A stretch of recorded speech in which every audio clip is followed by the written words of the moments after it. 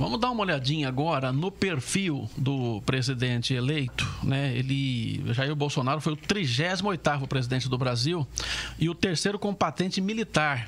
Um capitão do exército reformado que ganhou milhões de seguidores e chegou ao topo do poder com um discurso duro e polêmico.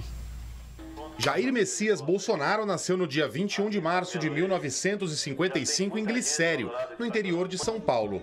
Uma pequena cidade com menos de 5 mil habitantes na região de Araçatuba.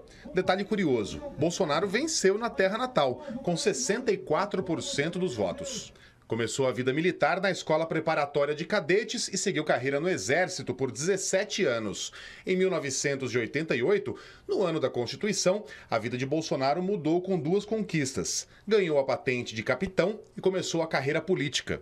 Foi eleito vereador no Rio pelo Partido Democrata Cristão. Em 1991, com 26 anos de idade, começou o primeiro mandato na Câmara dos Deputados. Passou por vários partidos: PPB, PDC, PRB, PFL, PTB e PP. Foram 7 mandatos em 28 anos no Congresso. Apresentou 171 projetos de lei. Só 2 foram aprovados.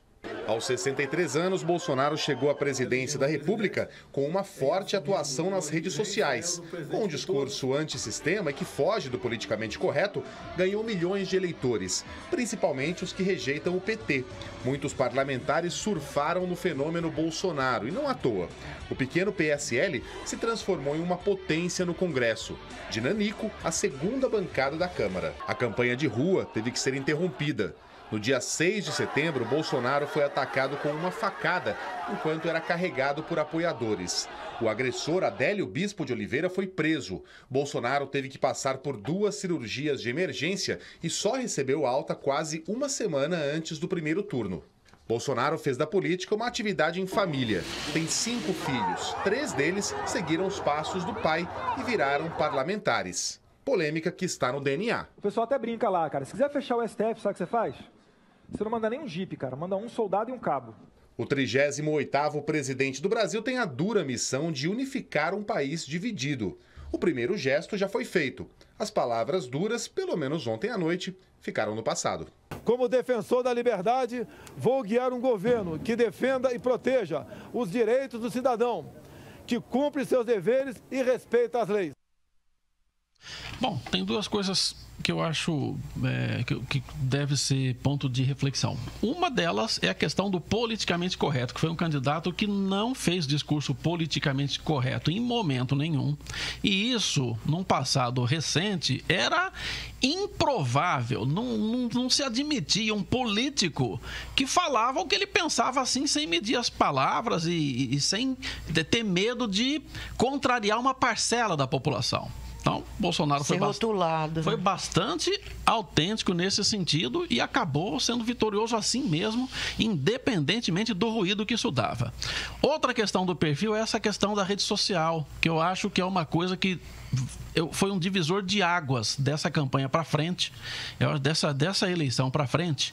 Eu acho que vai ter muita mudança no que diz respeito à questão de tempo de TV e de acordos para se ganhar tempo de TV, que realmente um candidato que tinha 7 segundos diários de rádio e televisão e que se comunicou com o seu eleitor através de rede social, gastando muito pouco, que é muito barato fazer uma live, fazer um vídeo, não custa praticamente nada.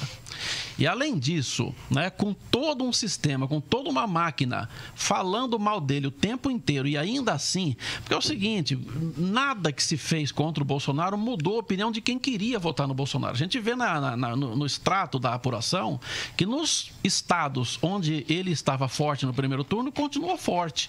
Ele não conseguiu, por alguma razão, penetrar no Nordeste. Ele até prometeu do primeiro para o segundo turno, né, a coordenação da campanha, que intensificar a campanha no Nordeste para ver se ele ganhava terreno lá, e isso não foi possível. É outra coisa que tem que se debruçar e estudar também o que aconteceu. Mas são 2 coisas que eu acho importante a gente refletir aqui. Eu acho que, indubitavelmente, Sema, a questão das ferramentas para você chegar até o eleitor, ela foi antes e depois do Bolsonaro. A gente tem de reconhecer que a televisão, as ferramentas mais convencionais, né, pelas quais o Geraldo Alckmin se sacrificou tanto, né, não trouxeram resultado.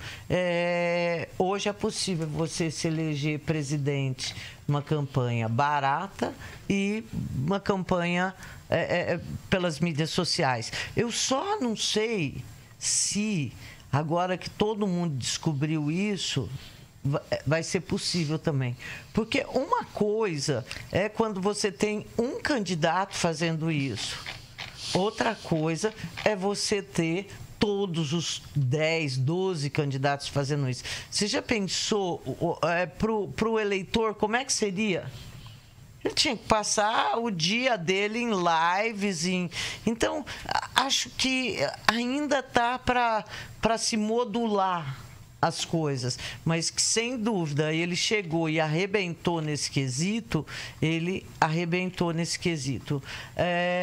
Mas acredito que agora governar é outra história. Com certeza. Então, como eu estava falando, né, acredito eu que ele vai ter que colocar, assim que der, essas pautas, mesmo que seja agora, já assim, pedir para o Rodrigo Maia, já que o Rodrigo Maia tá bonzinho, né? Porque tá de olho aí na presidência da Câmara. Então, parece até que já tem um acordo entre eles para ele tocar alguma dessas pautas. O Eunício Oliveira, que é o presidente do Senado, disse que nenhuma delas ele vai colocar agora para seguir adiante. Mas indo na Câmara, eu acho que ele já vai estar respondendo um pouco dos anseios desse pessoal que o elegeu.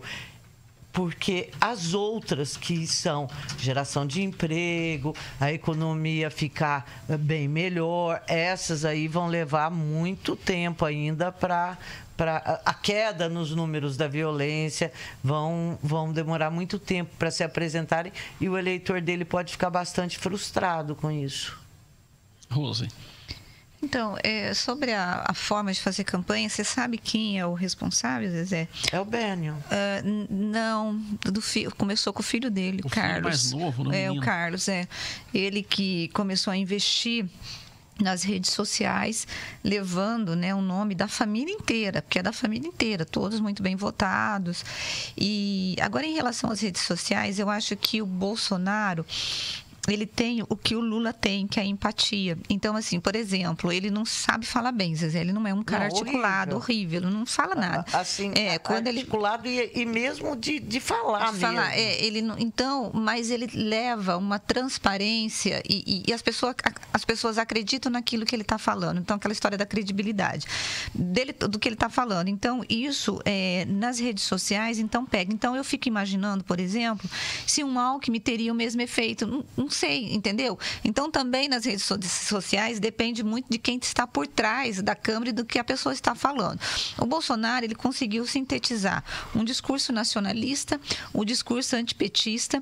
Então, isso tudo, ele cooptou também a insatisfação de parte do povo brasileiro e ele deu resposta. E mais que isso, há um eleitor, né, que está querendo soluções rápidas, que está cansado com os problemas e viu no Bolsonaro um salvador da pátria.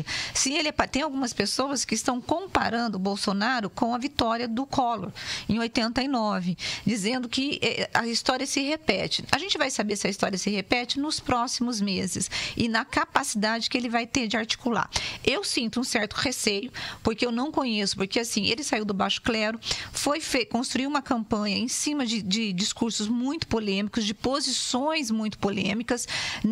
O plano de governo dele, o programa de governo não deixa claro para que ele veio, não sei a capacidade de articulação que ele terá, a capacidade de gestão de conflitos e a capacidade de conseguir implementar uma política econômica que cause efeito no Brasil. Então, tudo isso é uma incógnita, porque as pessoas votaram no Bolsonaro nacionalista, no Bolsonaro antipetista. E, em relação ao plano de governo, ainda é incógnita, pelo menos para mim, entendeu? Então, eu acho que os próximos meses são meses em que que nós vamos poder avaliar e ver qual é o rumo que o país vai ter. Porque hoje, eu duvido que se tenha, mesmo com o Paulo Guedes, que é o posto Ipiranga do Bolsonaro, Zezé, ninguém diz quanto tempo que ele vai sobreviver no cargo, né? E qual é o tipo de autonomia que se dará. Hoje eu li uma matéria no Globo, não sei se vocês leram, sobre o clã Bolsonaro e das brigas que existe, da ciumeira que existe entre os próprios irmãos, os próprios filhos. Mas eu fiquei feliz porque a matéria traz que o filho do meio, lá o senador que foi eleito, é um cara mais moderado. E parte dos conflitos justamente saem em relação ao Carlos, porque o Carlos é um cara muito mais extremista à direita. Mas esse senador é um pouco mais moderado. É o Flávio. É o Flávio. Então, isso me deu um pouco de alento, né? Então, assim, vamos ver como que se vai se comportar nos próximos meses, né? E qual que vai ser também a oposição, Zezé, que vai surgir.